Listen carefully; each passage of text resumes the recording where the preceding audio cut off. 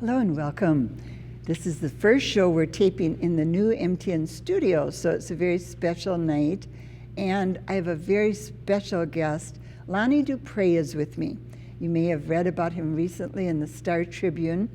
In January, he climbed Mount McKinley, or Denali, the tallest peak in North America. He did it in the coldest month, became the first person to do this solo that ever climbed McKinley, Denali. So welcome, Lonnie. Hi, Mary.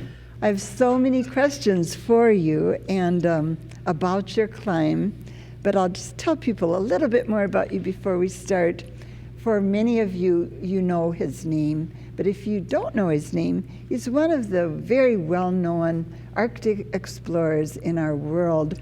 He's spent 15,000 miles, or has traversed that many miles in the Arctic and polar regions, kayaking, dog sledding, and skiing, and just on foot. So he's a real expert. He is also the founder of a wonderful organization called One World Endeavors.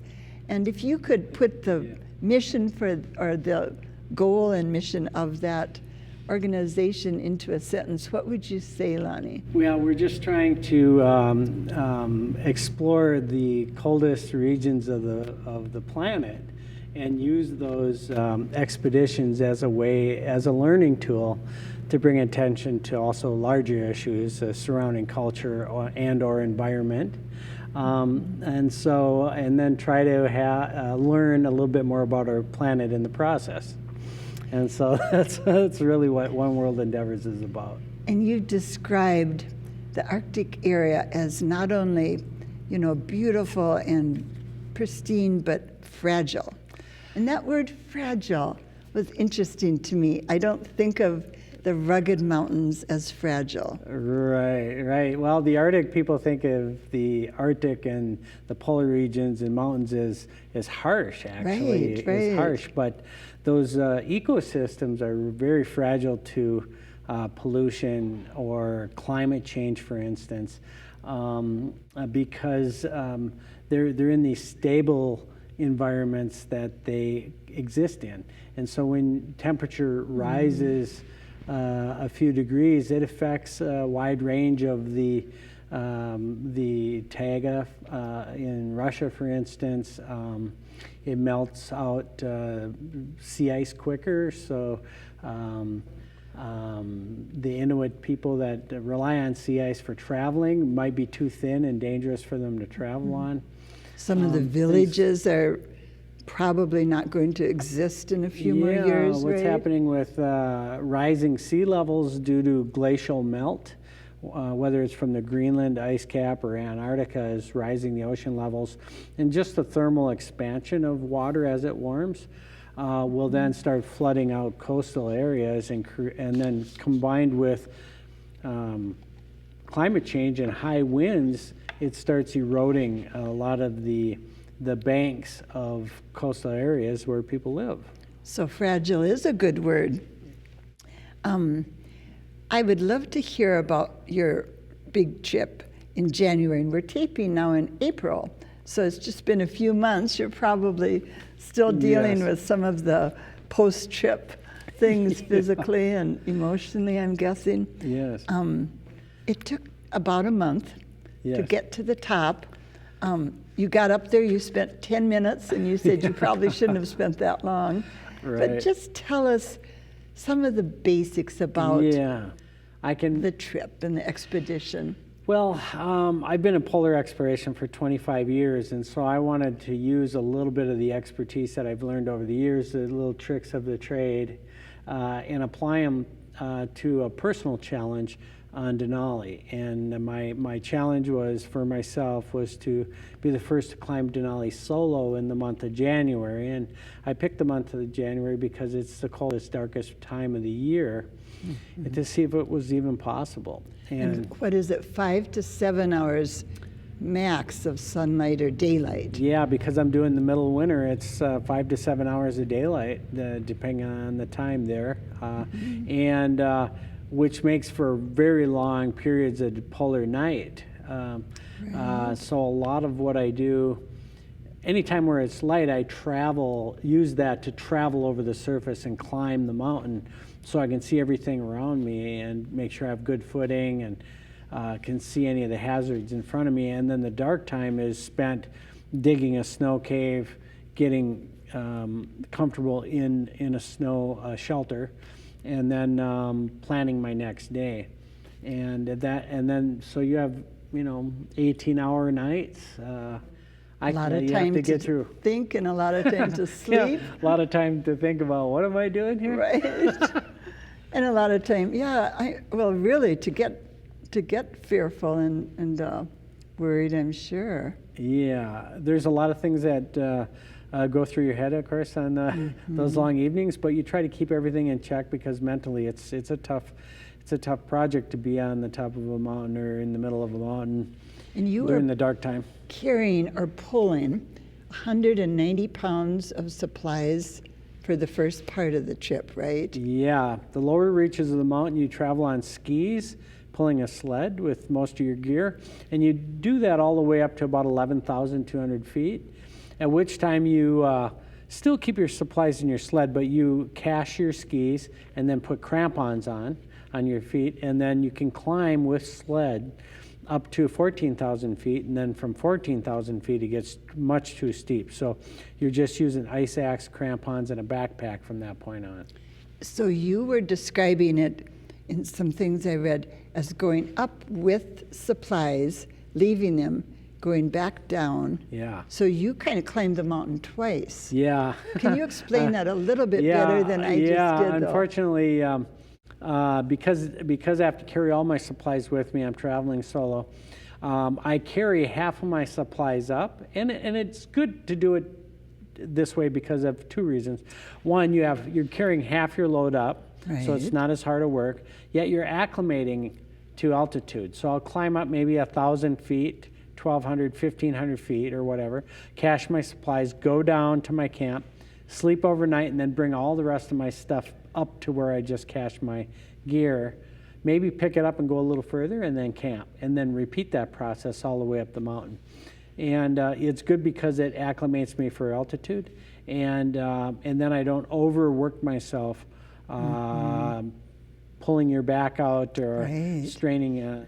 So it's always better to double carry, we call it. On that second trip up, then, do you try and stick to your, path that you went before? Oh, yes. So you're not breaking snow? Yes, I actually probe the ground with a ski pole the whole way in front of Oh, me you do? because of crevices. Oh, sure. And then I flag it with little bamboo wands tipped with some black duct tape, and that way I can mark my route up, and then I can find my way back as well. But also after the whole journey's done, I can follow my flagging all the way back to base camp at 7,000 Kind of feet. like Hansel and Gretel and the breadcrumbs, Yeah, right? providing the wind doesn't, Yeah, blow your which it would blow some your of the time. poles over, or you get a pile of snow that buries them completely. So you got a 1 in 3 chance that they're going to be there when you get back.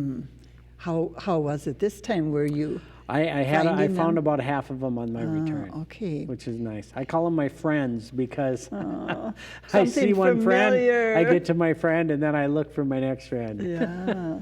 How far So I call 'em friends. spaced out? So every 100 strides on my crampons or skis, I place in a wand. okay. So that way, when I find them on the way back and I can't see my next one, I can pace 100 paces, and then it should be right close to where I'm at Right. in order to find it. I can. There's so many mental tricks, aren't there, to this whole thing, and strategies that we don't have time to, unfortunately, hear all of them, but that's the interesting one. And you didn't mention how high the winds get on Denali, but that's one reason it's considered one of the toughest, maybe the toughest mountain in the world. It's very, very dangerous mountain to climb because it's situated close to the Arctic Circle, and it's also situated very close to the Bering Sea. So the weather changes by the hour sometimes up there, and winds can exceed well over 100 miles an hour, and temperatures in the middle of winter can be minus 60 degrees Fahrenheit. So you combine those two, and you got some issues you got to deal with. That's putting it lightly, Lonnie. And so and the wind can be really your biggest danger because it can blow you off your feet. And traveling solo, you're not roped to anything. Right. And so if you fall and start sliding and can't self-arrest with your ice axe, you have a good chance of not coming through it. So, what is the greatest danger? Would it be falling and sliding? Would it be crevasses? I think. Would it be freezing, losing? Boy, there's so many factors. I mean, the greatest, of course, would be falling due to whatever the case may be, tripping on your crampon or having the wind blow you over or something like that. There's plenty of crevice danger. So there's no shortage of dangers around every corner that you have to be really on your toes. And you know, having it taken 4 tries for me to get to the top of Denali, I'm really kind of glad it's over with because it's been really stressful maneuvering around that that collage of dangers all the time and trying to be on your toes all the time. It's hard work just mentally. Well, yeah, probably mentally as hard as physically. Oh, yes. Yeah, equally. Equally. Yeah. And the sleeping bag issue. I once interviewed Ann Bancroft, and she talked about the ice in the bottom of the bag all the time, and then it would melt. And what was your sleeping bag situation like on this trip? Right. I use a 2-bag system. The inner bag is a down sleeping bag. The outer bag is made from a synthetic down called Primaloft, and that stays warm even when wet, that outer bag. But before I even get to those stages, I sleep in what's called it's like a plastic bag that has reflective mylar on the inside of it. And so I sleep just in my long underwear and in this plastic bag, which doesn't allow any moisture to infiltrate into the insulation and make it wet, and then freeze, of course, before it gets to the outside of the bag. There's a dew point there that will freeze. Right. And so therefore my bag retains its warmth and its lightness for the whole journey. Great. So this is an invention that Ann and Will didn't have when they did the 89. Yeah, I don't North think Pole they trip. took a vapor barrier on that trip. I don't think so. Yeah. Okay, so that part worked well then, right? Yes, it works well, and I really couldn't go on very long camp trips, winter ones, without it. Yeah, I bet after you have that. Yeah. You described to the writer who did the Star Tribune article about almost running out of food at about 11,000 something feet. Yeah. And you said you were like 2 days away from probably not being able to live. Yeah, what happened, Mary, was I was heading from 10,000 feet to 11,000 feet. And the sled I was carrying had a lot of gear in it and a lot of food and stuff, and I couldn't carry it all. So I stashed most of my food and fuel and gear at 10,000 feet, and I just took what I needed to camp with up to 11,000 feet, and then I'd come down the next day, double carrying. But what happened is when I got up to 11,000 feet, I found that I was short of food. I only had 1.5 days food and 2 days of fuel with me. And in the morning, it's blowing snow sideways. And that went on for 5.5 days. So I was 4 days without food, and I had to really skimp on my fuel. I couldn't use my fuel for cooking at all. Just for melting, just enough water to keep me hydrated. So I had to be really careful about that. So 2 more days, I would have died probably from hypothermia because I no longer could get energy into my body. And were you starting to shiver? Were you getting? Not yet. I was just on the margins. of that. So once you start shivering, Yeah, and you you're realize that in trouble, aren't you? there's a point where you're shivering and you're going, okay, I'm getting hypothermic, and you got to do something immediately at that point, because 5 minutes later it could be, oh, I'm feeling warm, right? And then that's the end of it. So Have you been at that point? I have. So once. you And remember doing what solo, that's like? Doing probably the most difficult parts of traveling solo and scariest for me is that getting hypothermic and not being able to save myself.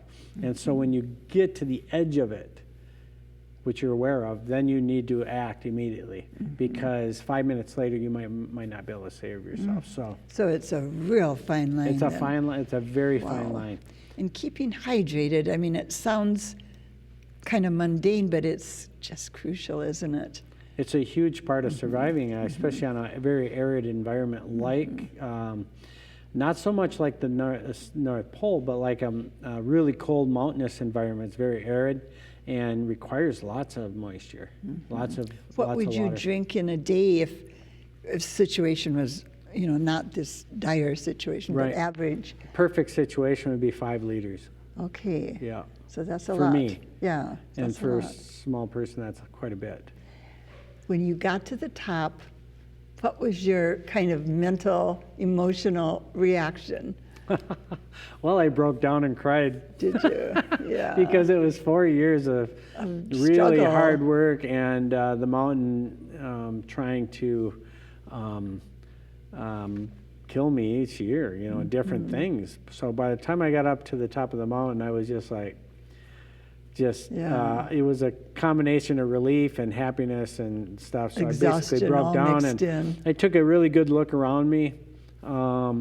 And I've been up there before in the summer, prior to this expedition. So I had a good feel of what it was going to be like. So I couldn't really. Was it clear that day? It was totally clear. I could see nice. 100 miles. Oh, nice. And but I realized I couldn't stay long, because it was not a place for somebody to be at Yeah, that time of year. yeah. So I stayed 10 minutes and got back down. And it's a good thing, because the winds exceeded 40 miles an hour by the hour and a half after I left the summit, according to a pilot who flew over the summit at that time. Okay. Yeah. And so you got down, and well, you can't come down real fast, but how many days did it take you to get down? Well, on summit day from 17,000 feet to get to the summit, it took 9 hours going one way up. But then to get back to my 17,000 camp only took 3 hours. Okay. Right? But I can actually, it takes a month to actually get to the summit in the winter, but I can get all the way down to base camp in 4 days. Okay. Yeah. I'm light, I'm going downhill, I'm picking up more oxygen the every oxygen time I'm would going help. down. So you are and you're at your fittest, so you can really skedaddle, right? And just emotionally, too, you've got to be feeling just that energy from having done what you wanted to do. Right. I mean, on this trip. But at the same time, being okay, most deaths on mountains happen on the down. Don't get cocky. Yeah. Yeah. And so you're tired. You can lose your footing. You might not take precautions that you normally would, and that's where the falls happen. Yeah. And plus, it's more difficult to descend. Yes. I mean, more dangerous to descend. Right. than to That's climb. what I thought you meant. Yeah. I was telling Lonnie that I have a brother, Tom Hafner, who has climbed Denali several times. Not in January, not solo, but he said his hardest time was bringing down an injured person from another group that he pulled down on a sled. And he said getting that person down was Yeah. the toughest thing ever. It would be. Yeah, it would be very, very difficult. Yeah. The Yeah. person was really, really Yeah. not doing well, but made it. Well, we don't have a lot of time. Lonnie's done some major expeditions beyond this, and I want to ask him a little bit about them, but first tell me about One World Endeavors. This is a Yes. nonprofit you founded. Yes. And the goal is... Yeah, I mean, One World Endeavors is we we enjoy the outdoors so much in these remote areas that we feel when we get back, and while we're doing it, to give something back to the environment. And whether that's to bring attention to what's happening to that particular environment due to climate change, or if it's specifically about culture, like the Inuit culture, we like to talk about that and bring attention to those issues. And not just attention, but solutions. Now, like on our Denali trip, we had people that could hook on with the Nature Conservancy Plant a Billion Trees program. So one way to pull carbon out of the atmosphere, which is a greenhouse gas, is to plant a tree. And so the Nature Conservancy is trying to plant 1 billion trees down in Brazil to help absorb some of this CO2 that we put in the atmosphere. So things like that. So linking with those kind of organizations. Linking with those organizations, and then talking about what people can do on a personal level in their own hometown. Trying to live a little bit more simply with less stuff, carpool, bike, those kind of things. The thing that I think is so interesting is that if we all just did some things differently, we could make a big difference cumulatively. We could, but the really big effort needs to be made on a legislative level to reduce CO2 emissions, because right now it's just full throttle, I know it. wide open, and we need some consequences. People that burn more fossil fuels pay higher taxes. So, for instance, like not so much people in general, but whether it's an oil company, they need to pay taxes directly from oil that's derived right from the wellhead, or right from the coal mine. That's where the tax needs to start, right there. So there's, as you say, consequences to using resources and polluting, and and it's slow going getting everybody on board, but there is progress being made, isn't there? Yeah, well, my friend and your friend Will Steger with Global Warming 101 and the Will Steger Foundation is doing phenomenal work on that level, as well as a lot of the NGOs around the country are doing great. But we, like I had mentioned earlier, it's really coming down to voting for legislators that have a spot in their heart about protecting the environment, and voting those folks in, because really it really boils down to, we really need to have a good environment around us and our children in order to move forward in a positive way. And you see and know the effects of global warming better than any of us who haven't been in the areas where you see the the ice it's caps hard to see melting. sometimes, because I know that the Arctic Ocean sea ice, for instance, will be ice-free for the first time in maybe 9 more years. And that will create its own problems, releasing frozen methane, which is even in the ocean floor, which is even a greater greenhouse gas than CO2. So it's really, it's scary. Hits right to the heart. Yeah, it's very scary. You have a book, and I want to be sure that we have time to just show the book. Life on Ice is the new, you've got another book out too, but this is your brand new book. Yes, it is. And how can people get it? And can we show a close-up? And well, if people go on to our oneworldendeavors.com website, they can order it right off the website. Oh, okay. And that's probably the best way to get a copy, is right through there. Okay, good. Yeah. And you are going to be going around via One World Endeavors to give talks.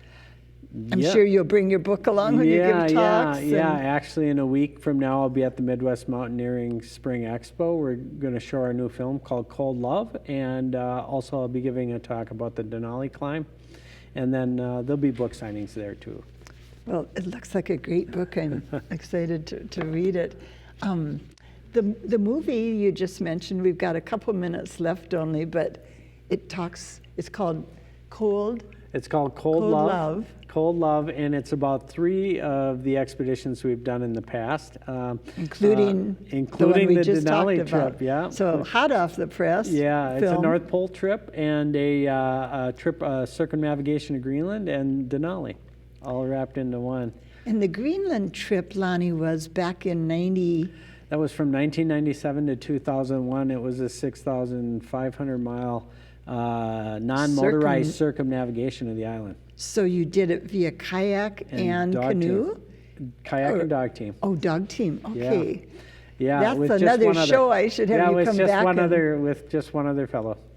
And who was that? John Holger from Australia. Oh, that's right. Yeah. Right. Yeah. Well, maybe sometime you can come back and tell us about that trip I'd and love about to. your Northwest Passage trip and some of the polar trips. We're going to put on the screen now.